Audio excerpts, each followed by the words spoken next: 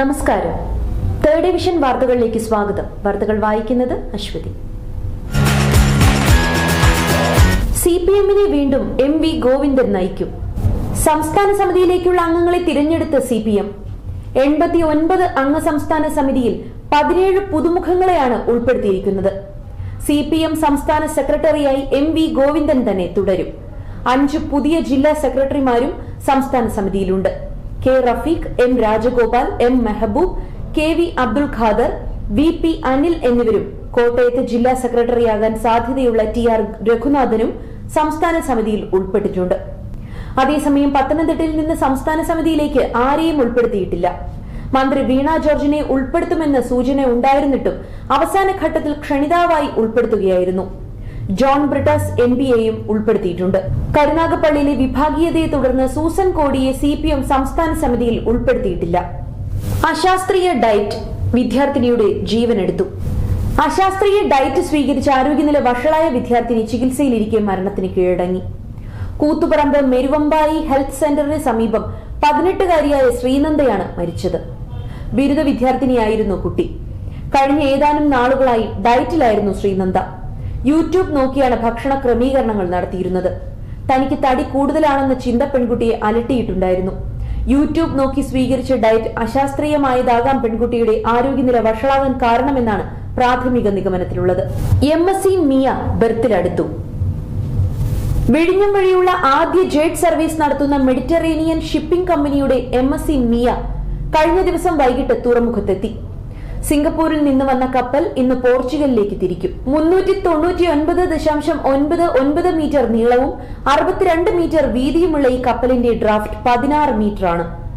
23,756 TEUS container വാഹകശേഷിയുള്ള ഈ കപ്പലിന് 1,97,500 ton വഹിക്കാനുള്ള ശേഷിയുണ്ട്. ചൈനയിലെ ക്വിങ് ദാവോ തുറമുഖത്ത് നിന്ന് ആരംഭിച്ച യാത്ര ദക്ഷിണ കൊറിയയിലെ ബുസാൻ തുറമുഖം, ചൈനയിലെ നിങ്പോ ഷൌജാൻ തുറമുഖം, ചൈനയിലെ ഷാങ്ഹായ് തുറമുഖം, ചൈനയിലെ യാൻറ്റിയൻ തുറമുഖം, സിംഗപ്പൂർ തുറമുഖം വഴിയാണ് വിഴിഞ്ഞത്തേക്ക് എത്തിച്ചേർന്നത്. മൂന്നാമതും പ്രസവിക്കുന്ന സ്ത്രീകൾക്ക് വമ്പൻ ഓഫറുകളുമായി MP.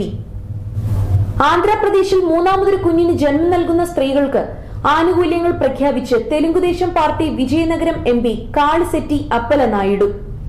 മൂന്നാമത്തെ കുട്ടി പെൺകുട്ടിയാണെങ്കിൽ തന്റെ ശമ്പളത്തിൽ നിന്ന് 50,000 രൂപയും ആൺകുട്ടിയാണെങ്കിൽ പശുവിനെയും നൽകുമെന്ന് അപ്പല നായിഡു വാഗ്ദാനം ചെയ്തു.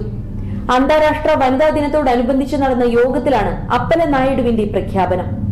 ജനസംഖ്യാ വളർച്ച പ്രോത്സാഹിപ്പിക്കാൻ ലക്ഷ്യമിട്ടാണ് MPയുടെ പരാമർശം.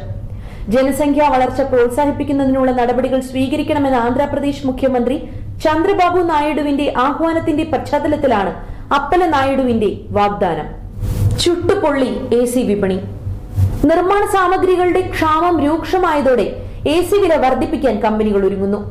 ഉത്തരേന്ത്യയിൽ ഉഷ്ണക്കാറ്റ് ശക്തമായതോടെ AC വിൽപ്പന കുതിച്ചുയരുകയാണ്. ഉപഭോഗത്തിലെ ഉണർവിന് ആനുപാതികമായി ആവശ്യത്തിന് ഉൽപ്പന്നങ്ങൾ വിപണിയിൽ എത്തിക്കാൻ കമ്പനികൾക്ക് കഴിയാത്ത സാഹചര്യമാണ്.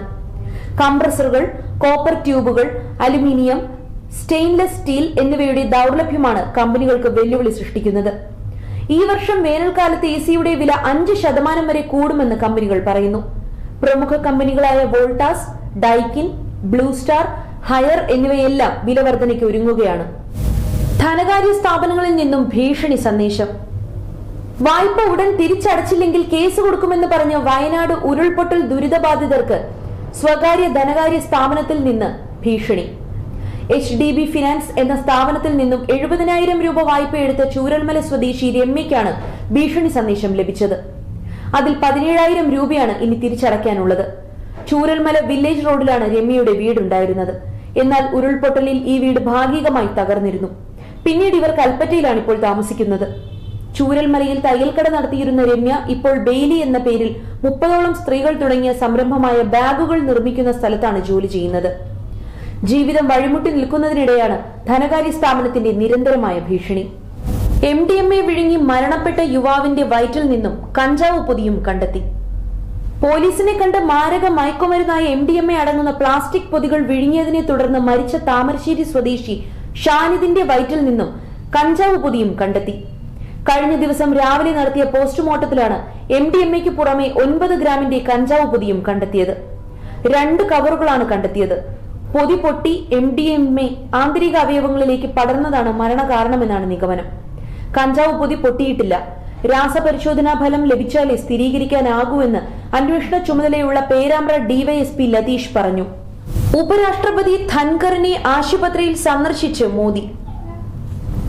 നെഞ്ചുവേദനയെ തുടർന്ന് ചികിത്സയിൽ തുടരുന്ന ഉപരാഷ്ട്രപതി ജഗദീപ് ധൻഖറിനെ സന്ദർശിച്ച് പ്രധാനമന്ത്രി നരേന്ദ്രമോദി. ഡൽഹിയിലെ എയിംസ് ആശുപത്രിയിൽ എത്തിയാണ് പ്രധാനമന്ത്രി ഉപരാഷ്ട്രപതിയെ സന്ദർശിച്ചത്. ധൻഖറുടെ ആരോഗ്യാവസ്ഥയെക്കുറിച്ച് പ്രധാനമന്ത്രി നേരിട്ട് അന്വേഷിച്ചു. ജഗദീപ് ധൻഖറെ സന്ദർശിച്ച വിവരം എക്സിലൂടെയാണ് പ്രധാനമന്ത്രി അറിയിച്ചത്. എയിംസ് ആശുപത്രിയിലെത്തി ഉപരാഷ്ട്രപതി ജഗദീപ് ധൻഖറിനെ കണ്ടുവെന്നും അദ്ദേഹം വേഗത്തിൽ സുഖം പ്രാപിക്കട്ടെ എന്ന് പ്രാർത്ഥിക്കുന്നുവെന്നും പ്രധാനമന്ത്രി എക്സിൽ കുറിച്ചു. കേന്ദ്ര ആരോഗ്യമന്ത്രി JP നദ്ദയും ആശുപത്രിയിലെത്തി ഉപരാഷ്ട്രപതിയുടെ ആരോഗ്യസ്ഥിതിയെക്കുറിച്ച് അന്വേഷിച്ചിരുന്നു. ആദ്യ സർവീസുകൾ ഫ്ളാഗ് ഓഫ് ചെയ്ത് മന്ത്രി KB ഗണേഷ് കുമാർ. KSRTCയുടെ പുതിയ AC പ്രീമിയം സൂപ്പർഫാസ്റ്റ് ബസ്സുകളുടെ ആദ്യ സർവീസുകൾ ഫ്ളാഗ് ഓഫ് ചെയ്ത് ഗതാഗത വകുപ്പ് മന്ത്രി KB ഗണേഷ് കുമാർ. ശേഷം കുറച്ചു ദൂരം ഓടിക്കുകയും ചെയ്തു. വനിതാ സംഗമത്തിൽ ആശംസകൾ അർപ്പിച്ചുകൊണ്ട് വാർഡ് കൌൺസിലർ. ലോക വനിതാ ദിനത്തോടനുബന്ധിച്ച് തിരുമല വ്യാപാരി വ്യവസായി ഏകോപന സമിതി സംഘടിപ്പിച്ച വനിതാ സംഗമത്തിൽ ആശംസകൾ അർപ്പിച്ചുകൊണ്ട് തിരുമല വാർഡ് കൌൺസിലർ പങ്കെടുത്തു. തദ്വസരത്തിൽ വ്യാപാരി വ്യവസായി ഏകോപന സമിതി സംസ്ഥാന വൈസ് പ്രസിഡന്റ് Y വിജയൻ, ജില്ലാ president Dhaneesh Chandran, Thirumala unit president Thankam A Rajan, മഹിളാ യൂണിറ്റ് പ്രസിഡന്റ് പ്രഭാകുമാരി തുടങ്ങിയവരും മറ്റു നേതാക്കളും പങ്കെടുത്തു. വനിതാ സംഗമത്തിൽ പങ്കെടുത്തവർ ഇന്ന് നമ്മുടെ സമൂഹം നേരിടുന്ന ഏറ്റവും വലിയ വിപത്തായ ലഹരിമരുന്ന് ഉപയോഗത്തിനെതിരെ പ്രതിജ്ഞയെടുത്തു. വ്യാപാരി വ്യവസായി ഏകോപന സമിതി വനിതാ യൂണിറ്റിന്റെ പ്രവർത്തകർ വനിതാ ദിനത്തിൽ നമ്മുടെ സമൂഹത്തെ കാർന്നു തിന്നുന്ന ലഹരി മയക്കുമരുന്ന് മാഫിയകൾക്കെതിരെ പോരാടുവാൻ കൈകോർക്കുവാനും നമ്മുടെ യുവതലമുറയെ ബോധവൽക്കരണം നടത്തുവാനും എടുത്ത തീരുമാനത്തെ കൌൺസിലർ അഭിനന്ദിച്ചു. ഇന്നത്തെ കാലത്ത് നമ്മുടെ യുവതലമുറ അഭിമുഖീകരിക്കുന്ന ഇത്തരം മൂല്യച്യുതികൾക്കെതിരെ വനിതകൾ നടത്തുന്ന പ്രതിരോധ പ്രവർത്തനങ്ങൾക്ക് ഒരു ജനപ്രതിനിധി എന്ന നിലയിലുള്ള എല്ലാ പിന്തുണയും ഉണ്ടാകുമെന്ന് ആശംസാ പ്രസംഗത്തിൽ കൌൺസിലർ തിരുമല അനിൽ ഉറപ്പു നൽകി. കാസർഗോഡ് 15-കാരിയുടെയും യുവാവിന്റെയും മരണം. മൃതദേഹങ്ങൾ ഉണങ്ങിയ നിലയിൽ.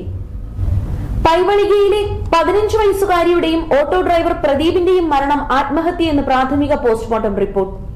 മൃതദേഹങ്ങൾക്ക് 20 ദിവസത്തിലധികം പഴക്കമുണ്ടെന്ന് പോസ്റ്റ്മോർട്ടം റിപ്പോർട്ടിൽ കണ്ടെത്തി.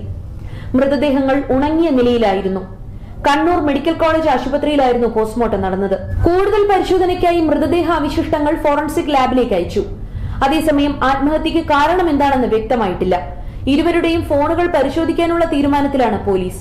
ഫെബ്രുവരി 12-നാണ് പെൺകുട്ടിയെയും ഇവരുടെ കുടുംബ സുഹൃത്തായ പ്രദീപിനെയും കാണാതായത്. കഴിഞ്ഞ ദിവസം നടത്തിയ തിരച്ചിലിലാണ് മൃതദേഹങ്ങൾ കണ്ടെത്തിയത്. പൈവളിക സ്വദേശിനിയായ 15-കാരി, ഇവരുടെ അയൽവാസിയായ 42 വയസ്സായ പ്രദീപ് എന്നിവരെയാണ് തൂങ്ങി മരിച്ച നിലയിൽ കണ്ടെത്തിയത്. ക്യാൻസർ ശസ്ത്രക്രിയയിൽ നേട്ടം കുറിച്ച് തിരുവനന്തപുരം മെഡിക്കൽ കോളേജ്. സ്വകാര്യ ആശുപത്രികളിൽ 4 ലക്ഷം രൂപ വരെയാകുന്ന ശസ്ത്രക്രിയ തിരുവനന്തപുരം മെഡിക്കൽ കോളേജിൽ 10,000 രൂപ ചിലവിൽ നടത്തി. 45-കാരിയുടെ തലച്ചോറിനും തലയോട്ടിക്കും ഇടയിലെ അറയിൽ നിന്ന് മൂക്കിലേക്ക് വ്യാപിക്കുന്ന ക്യാൻസർ മുഴയാണ് നീക്കം ചെയ്തത്. 3 ദിവസത്തെ ചികിത്സയ്ക്ക് ശേഷം ഇവർ ആശുപത്രി വിട്ടു. ന്യൂറോ സർജൻമാർ തലയോട്ടി ഇളക്കിയാണ് സാധാരണ ഈ ശസ്ത്രക്രിയ നടത്തുന്നത്.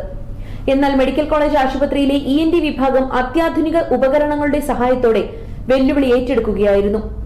എൻഡോസ്കോപ്പിയിലൂടെ തലച്ചോറിനും തലയോട്ടിക്കും ഇടയിലെ ഭാഗത്തെത്തി സ്ക്രീനിലെ ദൃശ്യങ്ങൾ അനുസരിച്ച് മുഴ നീക്കുകയായിരുന്നു. 1 മണിക്കൂറിനുള്ളിൽ ശസ്ത്രക്രിയ പൂർത്തിയായി.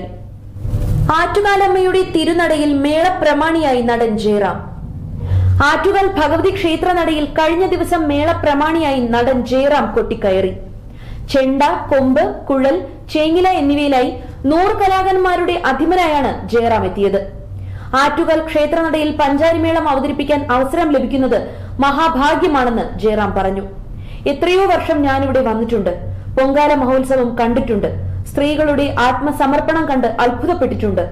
ഇപ്പോഴിതാ ഞാനിവിടെ അമ്മയുടെ മുന്നിൽ പഞ്ചാരിമേളം അവതരിപ്പിക്കാൻ പോകുന്നു, ജയറാം പറഞ്ഞു. കായിക ലോകം. ന്യൂസിലൻഡിനെ തകർത്ത് ഇന്ത്യ. ചാമ്പ്യൻസ് ട്രോഫി ഫൈനൽ പോരാട്ടത്തിൽ കിവീസിനെ തകർത്ത് ഇന്ത്യക്ക് കിരീടം. ന്യൂസിലൻഡ് ഉയർത്തിയ 252 റൺസ് വിജയലക്ഷ്യം 6 വിക്കറ്റ് നഷ്ടത്തിൽ ഇന്ത്യ മറികടന്നു. സ്റ്റേഡിയത്തിൽ ക്യാപ്റ്റൻ രോഹിത് ശർമ്മയും ശുഭ്മാൻ ഗില്ലും മികച്ച തുടക്കമാണ് ഇന്ത്യക്ക് നൽകിയത്. 17 ഓവറിൽ ഇന്ത്യൻ ഓപ്പണർമാർ 100 റൺസ് കൂട്ടുകെട്ടുണ്ടാക്കി. എന്നാൽ ന്യൂസിലൻഡ് ക്യാപ്റ്റൻ മിച്ചൽ സാന്റ്നർ 18-ാം ഓവറിൽ ഓപ്പണിംഗ് കൂട്ടുകെട്ട് പൊളിച്ചു. ഓൾറൗണ്ടർ ഗ്ലെൻ ഫിലിപ്സ് നേടിയ അത്യുഗ്രൻ ക്യാച്ചിലാണ് ഗിൽ മടങ്ങിയത്. നമ്മുടെ ആരോഗ്യം നമ്മളിലൂടെ. വാർദ്ധക്യകാലത്തെ ആഹാരം. വാർദ്ധക്യകാലത്ത് ആരോഗ്യ പ്രശ്നങ്ങൾ ഒഴിവാക്കാൻ ഭക്ഷണ രീതിയിൽ ശ്രദ്ധ പുലർത്തേണ്ടത് അത്യാവശ്യമാണ്. ദഹന പ്രശ്നങ്ങൾ, രുചിയില്ലായ്മ എന്നീ കാരണങ്ങളാൽ പലരും ഭക്ഷണം കഴിക്കാതിരിക്കുന്നതും സാധാരണമാണ്. എന്നാൽ പ്രായമായവർ പ്രഭാത ഭക്ഷണം ഒരു കാരണവശാലും കഴിക്കാതിരിക്കരുത്. അതേപോലെ അത്താഴവും വളരെ വൈകി കഴിക്കുന്നതും നല്ലതല്ല. തവിട് കളയാത്ത ധാന്യങ്ങൾ, കിഴങ്ങുവർഗ്ഗങ്ങൾ, നട്ട്സ്, പച്ചക്കറികൾ, പഴങ്ങൾ, ഇലക്കറികൾ, പയർ വർഗ്ഗങ്ങൾ, കൊഴുപ്പ് മാറ്റിയ പാൽ, മുട്ടയുടെ വെള്ള, മോര്, ചെറു മത്സ്യങ്ങൾ എന്നിവ ഭക്ഷണത്തിൽ ഉൾപ്പെടുത്തുക. ദഹിക്കാൻ പ്രയാസമുള്ള ഭക്ഷണങ്ങളും ഒഴിവാക്കുന്നതാണ് നല്ലത്. തേർഡ് വിഷന്റെ ഇന്നത്തെ വാർത്തകൾ ഇവിടെ പൂർണ്ണമാകുന്നു. നന്ദി, നമസ്കാരം.